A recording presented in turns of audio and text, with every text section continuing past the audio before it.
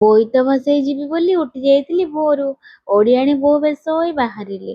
ବୋଇତ ବନ୍ଦାଣ କରି ଶ୍ଵେତଗଙ୍ଗାରେ ବୋଇତ ବସେଇଲୁ ଆମେ ସମସ୍ତେ। ଆମ ପୁରାଣରେ ବର୍ଣ୍ଣିତ ଅଛି, କାର୍ତ୍ତିକ ପୂର୍ଣ୍ଣିମାର ପାହାନ୍ତି ପହରୁ ବୁଡ଼ ପକେଇ ବୋଇତ ବସେଇଲେ ସବୁ ପାପ କ୍ଷୟ ହୋଇଯାଏ। ଆପଣମାନେ କେଉଁଠି କେତେଟା ଡଙ୍ଗା ଭସେଇଲେ ନିହାତି କମେଣ୍ଟରେ କହିବେ। ଦେଖନ୍ତୁ କେତେ ଭିଡ଼ ଏଠି। ଓଡ଼ିଆମାନଙ୍କ ସବୁ ପର୍ବ ସତରେ ନିଆରା।